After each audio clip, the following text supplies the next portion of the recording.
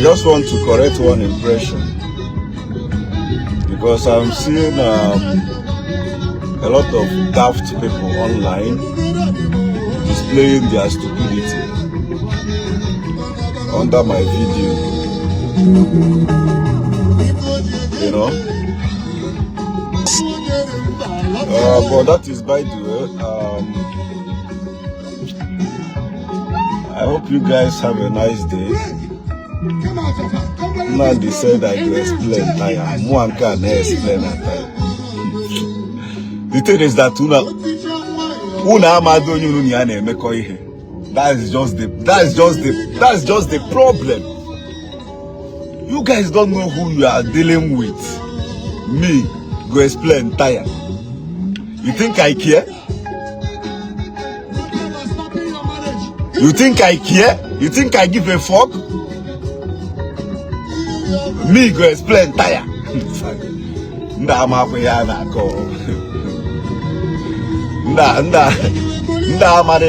ako. Mwanka go explain tire.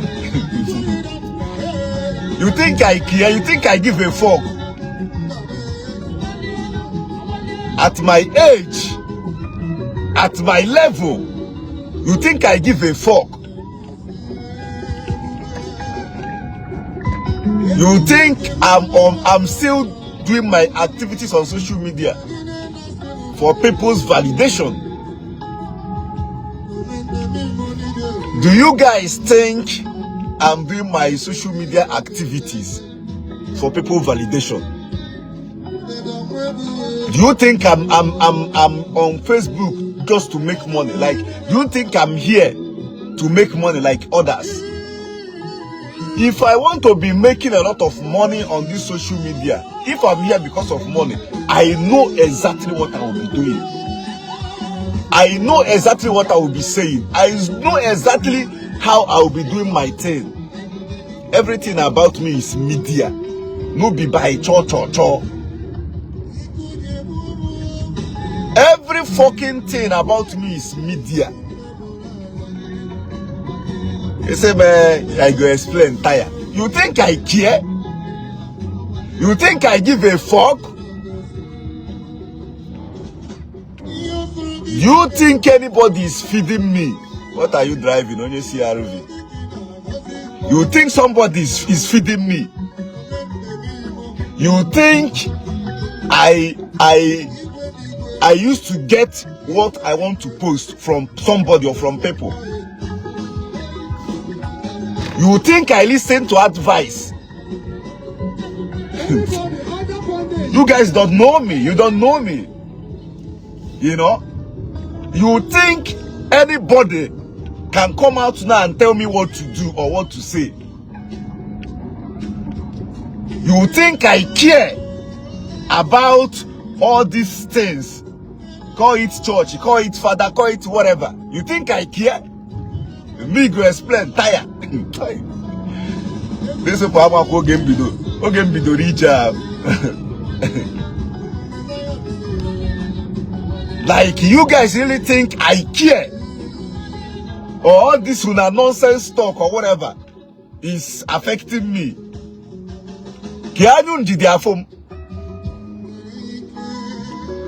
I've been on media since 2009. I wasn't wanted all these things. All depends, Rogi. It depends on when you came across my page. You think I care? Like, I will post a video now. You see that, and I will be afraid of this one, that one. You think I'm that kind of person? You think I've ever regret whatever I posted on social media? Do you think I've ever regretted any of my posts? Nah.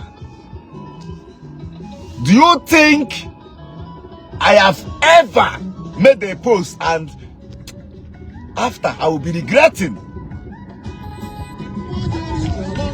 You think I give a fuck? You think I care about your stupid emotions?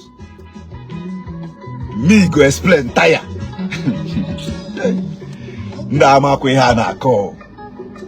You think some of these your things, sometimes I will see a comment, come to Nigeria. I saw one idiot saying the day in the Enugu we catch you. So you think I'm just ranting on Facebook, I'm just ranting on my page. Like, even the way I do my thing, the way I address on certain issue, it's not telling you something about me. You think in person that some of you can even have the morale, the mind to approach me, to even talk to me. You think I'm just doing Facebook things.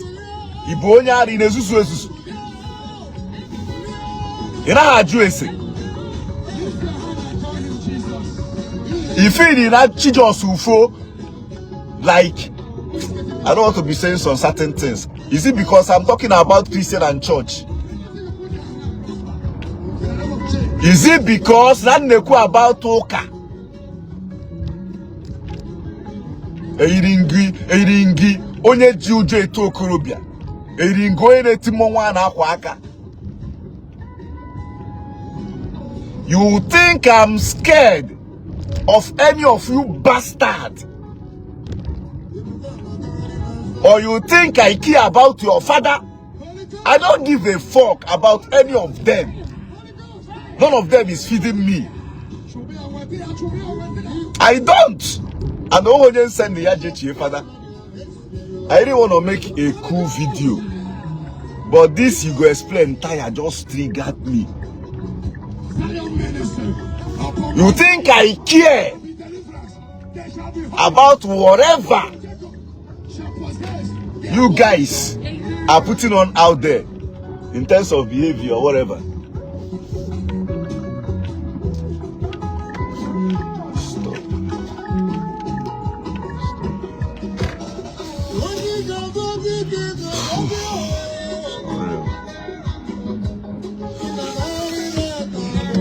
Let me ask this guy something. Come for you now.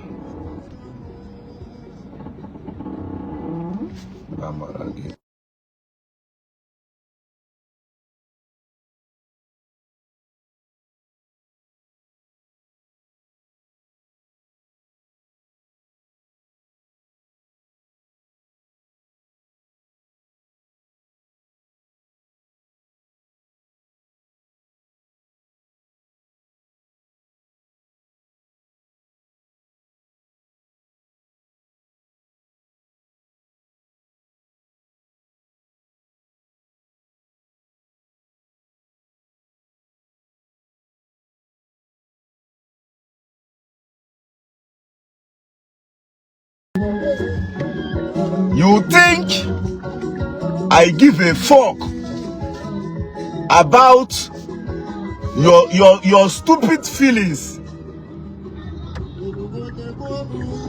You feel it nah. Like sometimes when I think about these social media people, the thing I know about Kasimisi. You think go.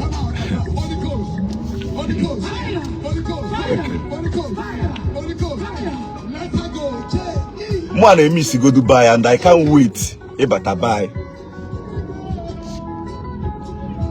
I can't wait. Bye. Me shoot. I have a lot of projects to film. Enugu is one of the major places I film. None of you bastards can do anything. Now me they talk am. None of you bastards can do anything. The worst thing anybody can do in this world is to wake the other part of me in Arahora. That's the worst thing anybody can do in this life. To wake the other part of me in Arahora.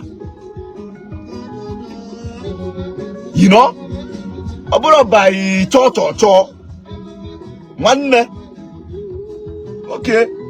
Okay, some of you feeling I'm pastor or feeling na na-eme ihe ka Chineke bịa si n'eluigwe n'ọrụ m ọgụ. Mụ nka ga-eche ka Chineke bịa n'ọrụ m ọgụ. Chineke zuo ike. God should rest. I can handle my battle on earth.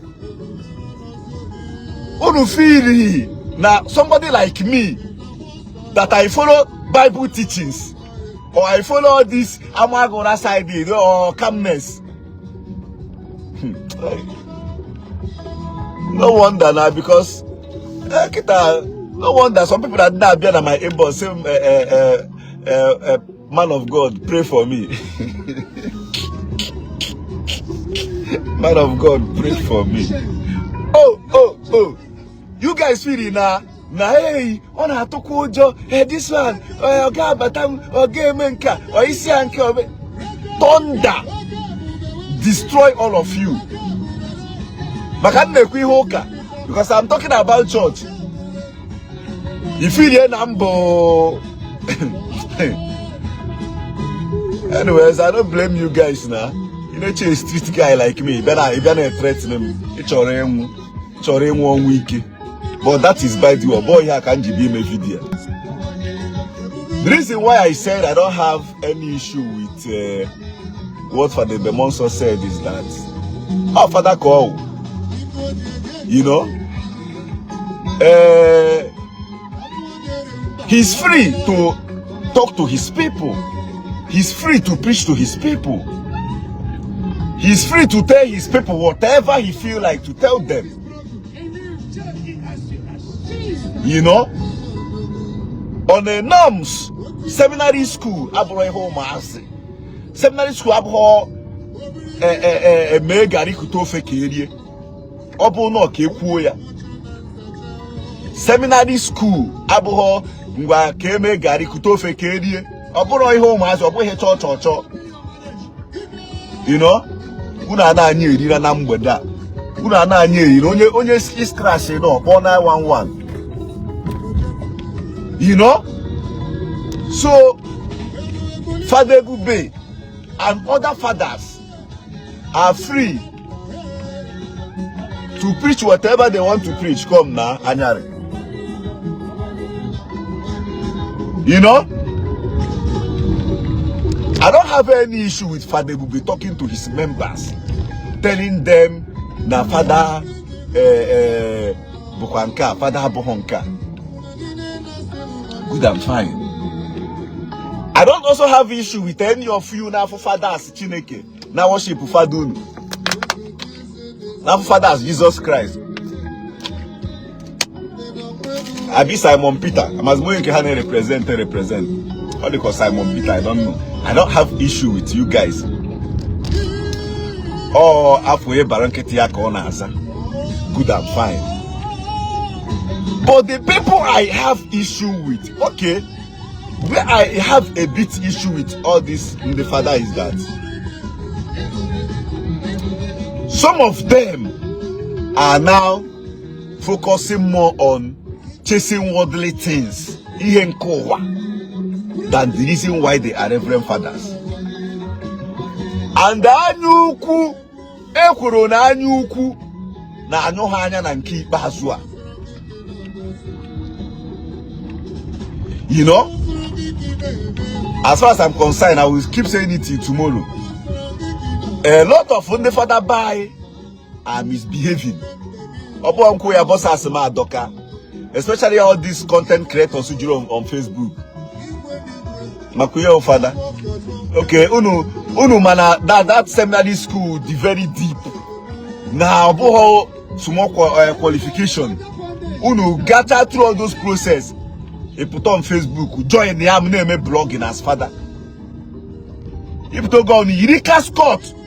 Akuya na akuya. Hey, just go mom here catechism now. Waka Scott kana bia.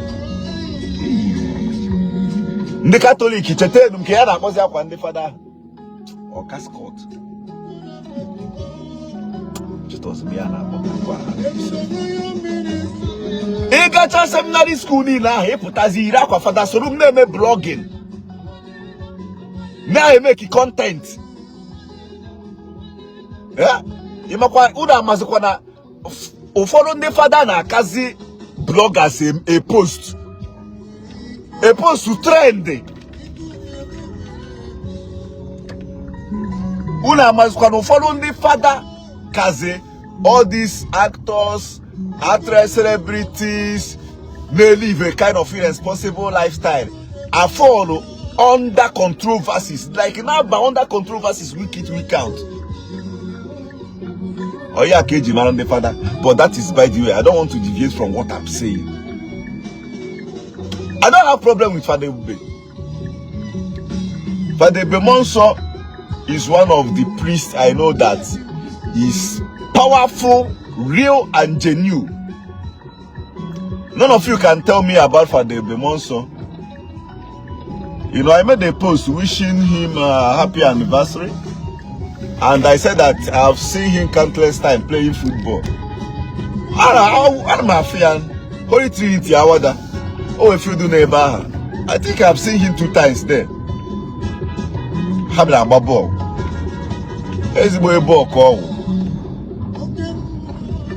You know, I was born and raised in nature. And I want that to be precise. I kept saying it. But when you're on the side, the east, I want Mogwe. I want be him Mogwe. If you're Ogwe, I want be him. Oh, we're okay. Oh, we're okay. Then no nature. One by kunkum. Oh, we can phone this if you side up you worker. Yeah, to me, me call. Ma chop tadi onye maru phone ah. You know the kind of street credibility we. Oh, we can see teacher again up you worker. At some point, then come to me. 1 or 2 call come me aroba the phone or the thing. A whoop tia. Oh, yes, I told you oberego. Onya wonye nkem. But when you name no way, you can like everything name na east here no. Mmehekwe WhatsApp na ona ke yara for update 247 corner drop. You know?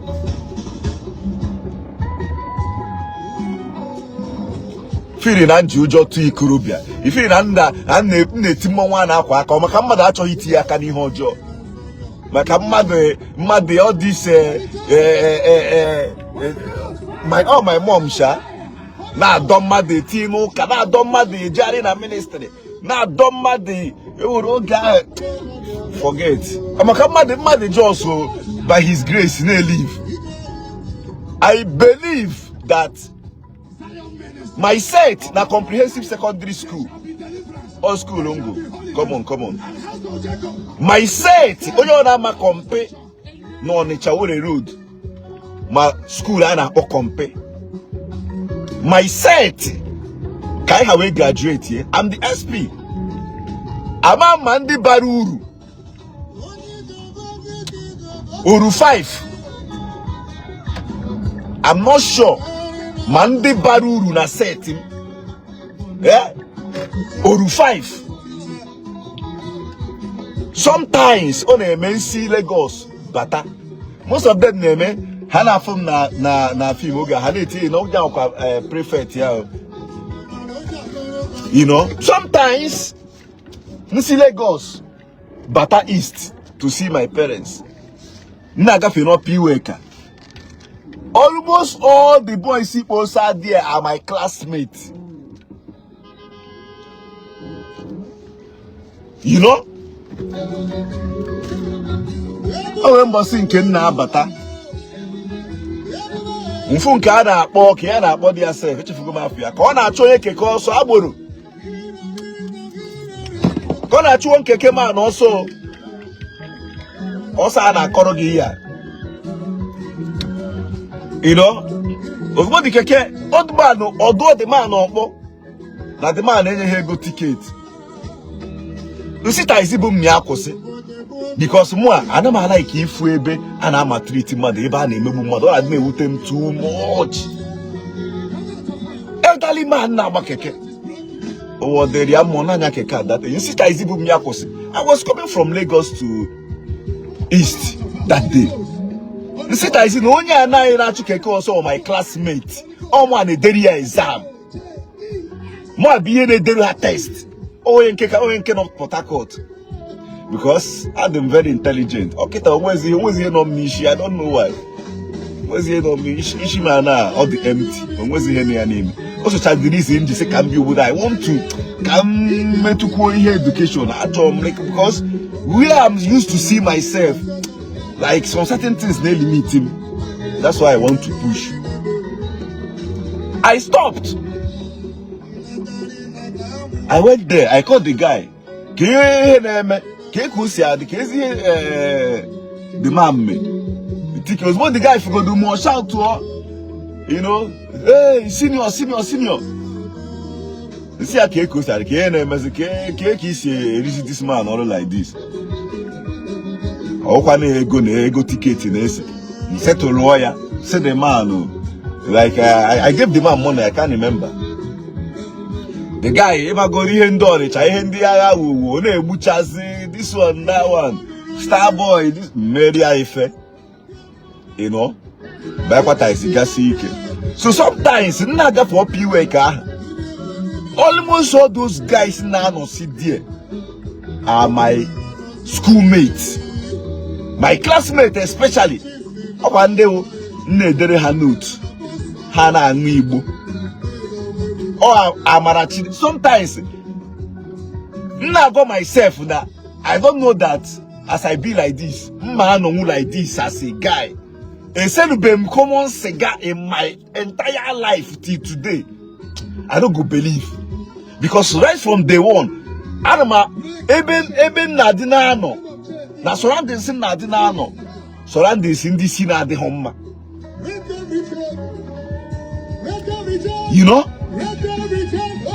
But Madi believe in God. So who don't see Abuho ebi abia no na tojo hey na oni jigwe ijiri godi igwe ade ma atogo ojo obota kai for igwe. You know what? So sometimes for these village boys, you know, we be half-furo. Now ma be hanako.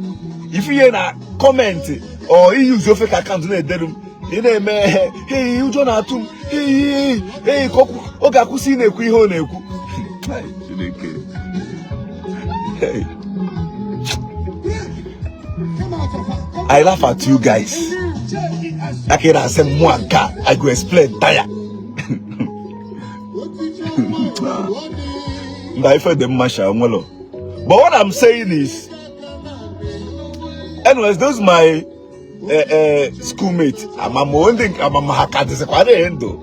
maybe most of them. When I was still in Lagos, I used to mentor some young people.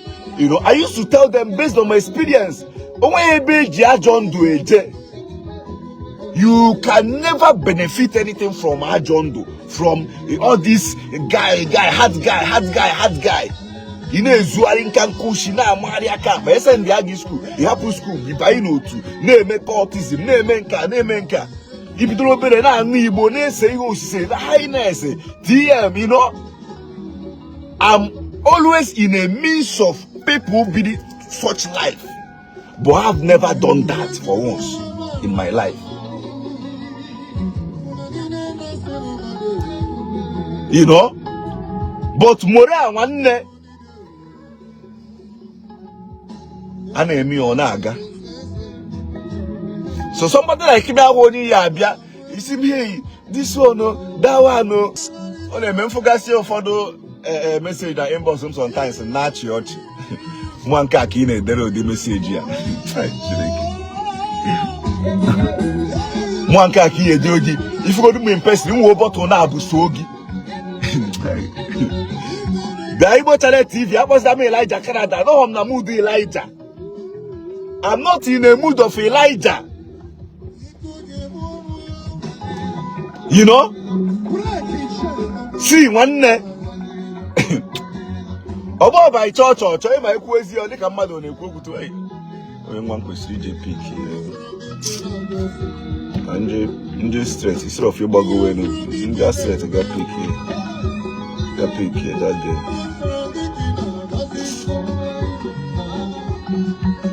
And I still have hospital appointments. We're all set. Let's go. Turn right. Let me just go direct.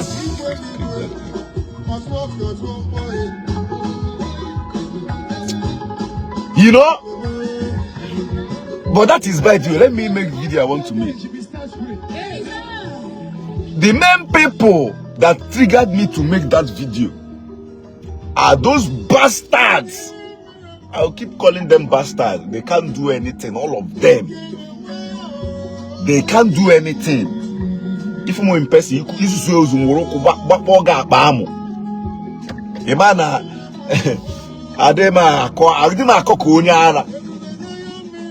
you know, those bastards didn't attack him, insulting me when I did them nothing. I was busy minding my business. And my mind didn't win my business. Can you also see you in my street? Hey, tell them seatbelts. Turn right on Avenue Van Horn. In 300 meters. Turn left on Chemin de la Côte St. Catherine. I was busy minding my business, so they were attacking me, insulting me. If father's in car, in car, it's in car. So, ona no feeling now umonye wu nchori me something now. Isi ne o father, isi me menia. Njosu gari me that thing because nisi me menia. Hey.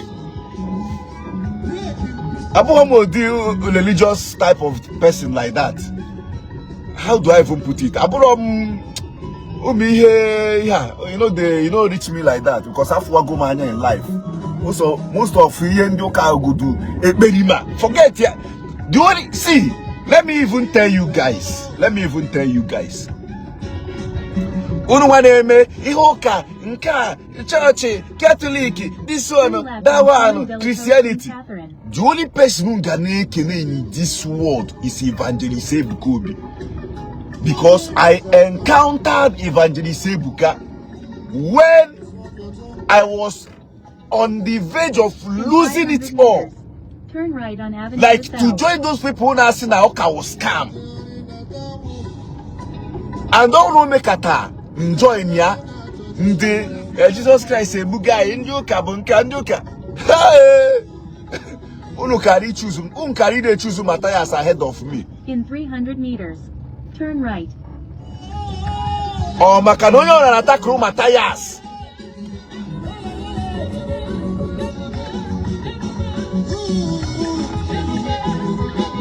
Ta, come on, you want so making a win. Wow, so making a broom. Ta, come on, get out. Waka in a broom hall. Me fefe, thunder fire you there. Are you mad? In a broom paggy horn. In 3.3 kilometers. I will jump all that. She make you fall up there. Idiot. But I don't wagon.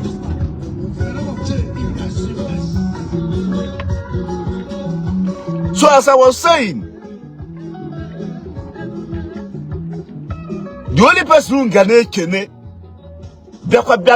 convinced to come back. I started believing in church, Jesus Christ. It's not as if I don't believe from day one. Manoweka is a full story, the same story. Still here, man. You know, in a kodi yourself. Oh, we can't see Kogide go for Kogo and Kanka. One Ghana guy here. And I said, I said that Jesus will came. And since then, Jesus never came. Where is he going to come?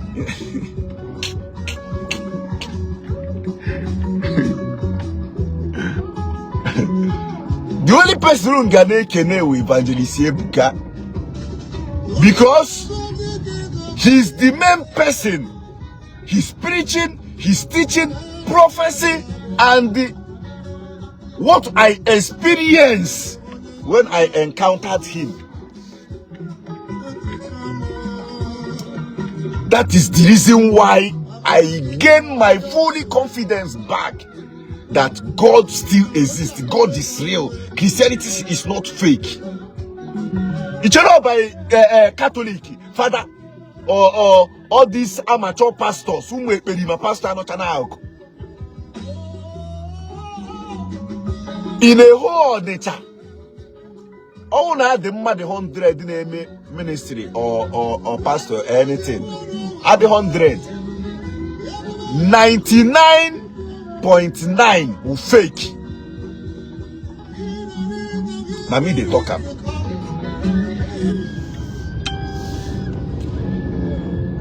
The only man Obiadeka Kamade Bakwa, you know.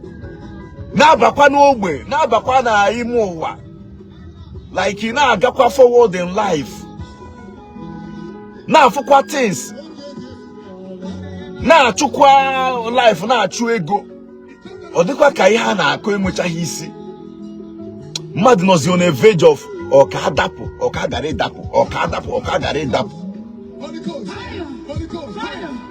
You know,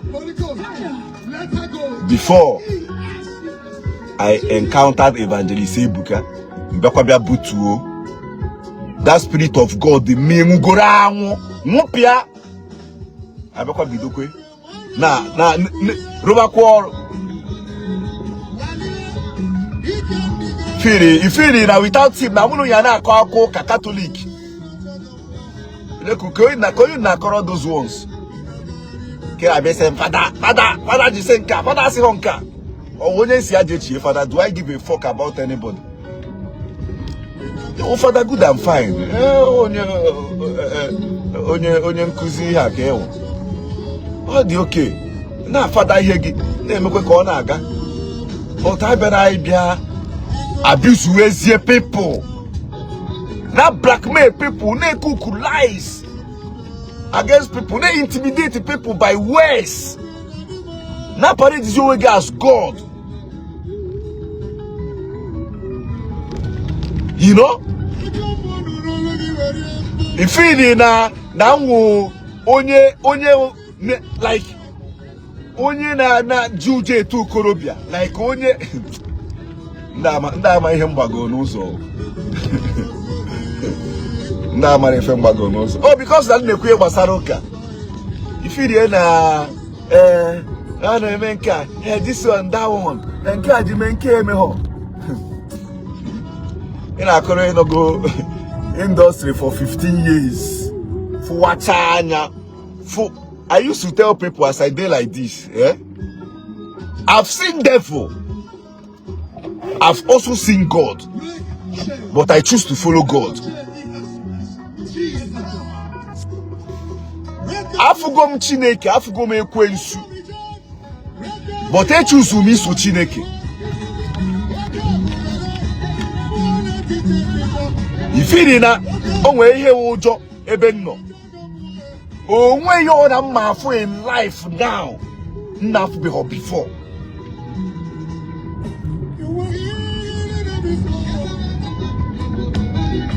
And at my age and level in life and exposure, nobody will tell me. Before, okungente, man, a spirit he had very strong. Just like One Evangelist Ebukami or his twin brother, and maybe some other people. One day, he said, "No, Father, Ebebam Menka." Okay. I don't have anything with Reverend Father, so I couldn't when I didn't have a problem. You know, I link him with the Father. The Father are my best friends.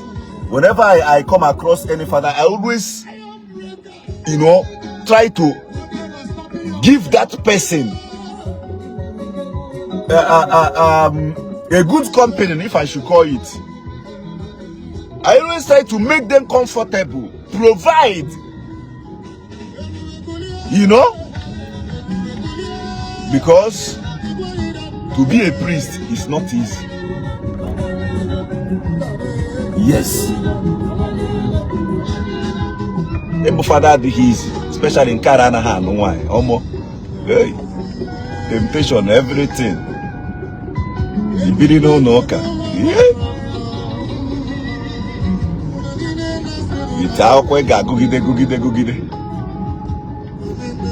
It's not easy. So I always try to appreciate them. Those who are in person not in contact with me. That we used to tell me on WhatsApp,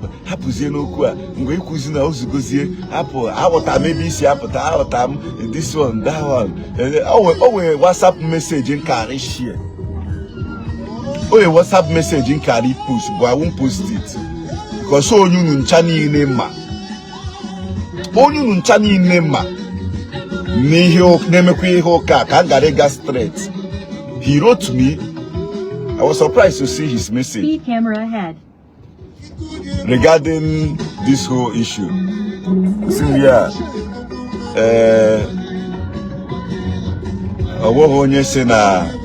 Like when you know that the Evangelist Ebuka is not fake. Evangelist Ebuka is real. But maybe we can say buy him adjust. Buy him. Tony Cross, gay queen, no, una nanya, na bakando ana choso, Marichi switch lane, una gahe, Ebechibuelum horn.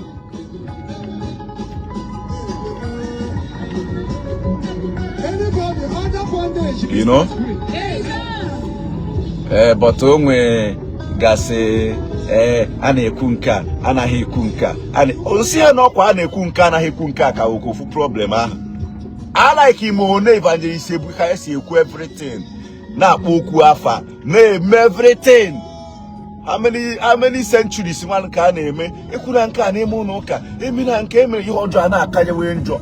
Everywhere na lasa. Everywhere maybe. You know? Ya kubi apo okwu afa. Me personally I like it. Ya bo why? Juande madi kela se kwariko use kwaiko ikwagu onwe gi adem in support of it ya kuwe oku private part n'ime ụlọ ụka since ya na-ezo ya ezo n'ime ụlọ ụka ke ihe menu ihe ọjọọ na akawa njọ a na-akụchakwu ma isi na aja n'ime ụlọ ụka na-arụ mpịampịarụ ma na dị iche iche ọrụ ekwukwana ihe kwuna mba kwesịghị ikwu ekwuna mba ayi ntị a na-asụ oyi ọ na-asụ oyi na ntị heyi ụmụazị nọ n'ime ụlọ ụka mba ekwu na-ekwu isi ụmụazị onye nwe ụmụazị ndị ahụ ị na-akpọ ụmụazị nwute gị ndị a ị na-akpọ ụmụazị nwute gị ha rụọ gị ha ga-arụ gị ihe ịma ihe ahụ ị na-asị ha anụ na ị na-efiri na ị na-prevent ha from na ha ma ya very well more than you. I say you that is my conversation with that particular person. Evangelist original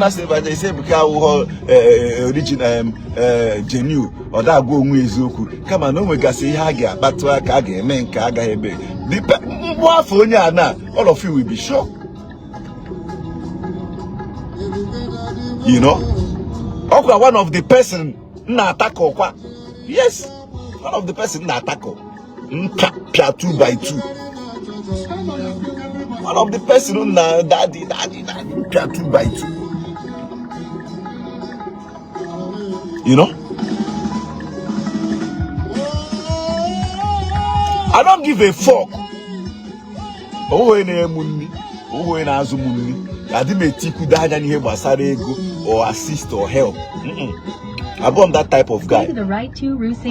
I believe on my hustle. In 400 meters, turn left on Rue St. Catherine West. I believe in my hustle. I don't expect whatever help from anybody. I'm that kind of guy.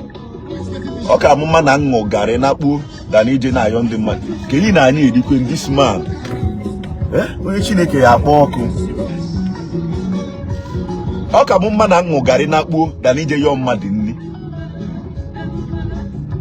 On has been very hard in you for help.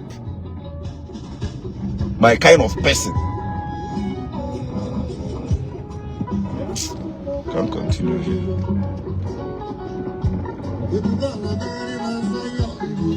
You know? So I don't care. I don't care about your emotion. I told him that I say,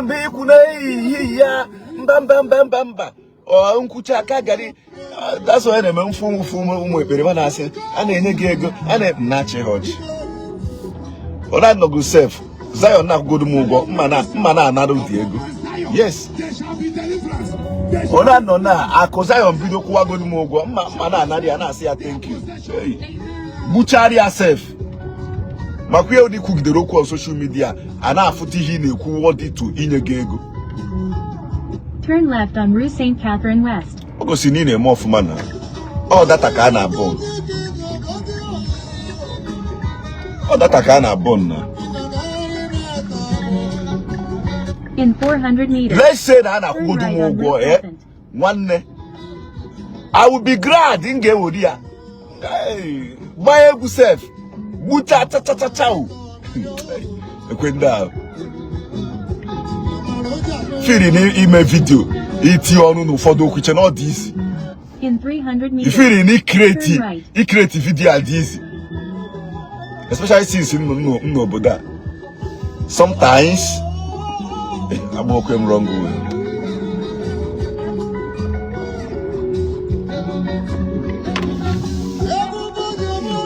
Sometimes I make video midnight. Bro break in my editing. Even now I want to post to. You think it's easy to say this content, operate a page or do all these things? You say na ada kumugomana na thunder ga fire again. Let's even say na na kumugo. Ha. Every month receive ego because na nekwa about Zion. Meta malike ne chineke na. Oh, it's a good thing. Makwe oni ye cook do on social media cook afọ ni in more of my before akwa go gwa ya man in more of man. You know? But I'm not that type of guy. Neme babiala, nyenum kobo, babiala, nyenum kobo, kaje park na governor Ezuku. Obinigwe na emere onwe ya afa. Right from oge no na buy to build Buddha. Mama henda na anya koju. Hey, madam, I like it downtown. I'm downtown like this. Everywhere I didn't chicken. I don't know why. I can't imagine. I'm downtown like this. Everywhere I didn't chicken. Traffic, especially Abasahana, all like this.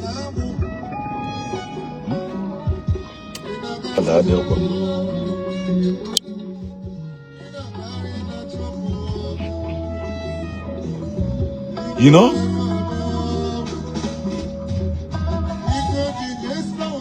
I don't have any issue with here for the Bekuro. Oh, Father, call. Can you talk on a preach? Oh yeah, defend them backyard, now. Oh yeah, defend backyard, yeah. As far as I'm concerned, also go to Yoli, go anchor. One when we hear about destiny, I don't got here now. When we hear about destiny. Ada got here now for one day. Chine nye Gradis, how far? Write to me on WhatsApp. Ada got here now. So my video, the people I meant to blast the hell out of are all these village bloggers. Neje Enugu adoration. They knew themselves. Oberi better video, better game na video. Parebam. I didn't do anything, no. What is my business? Must I follow you now worship Father? Or now worship Buro Kanisi? Somebody like me. I don't like too much prayer. Never too much prayer. Sometimes I them can make chicken soup. Pecharo bere na gebe na. Onyo ye mere bere ko ye mere bere.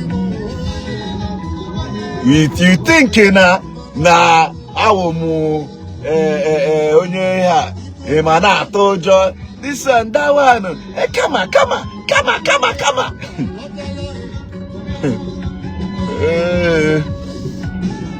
Una for ndi kidnappers na-egbu n'ọnwụ na east ebe a send the kama anyụ ha ncha niile anya. Una for ndị Fulani ma ụmụazị ya na-eme Jesus Christ egbugai felu na Yahoo join cha kidnappers woru kama niile a send the ha ka oje gbuchisie ha. Kama ifo kiliari na mmadụ na-ekwu arụ n'ọnụ, mmadụ na-ekwugide onye na-enwe ihe ome.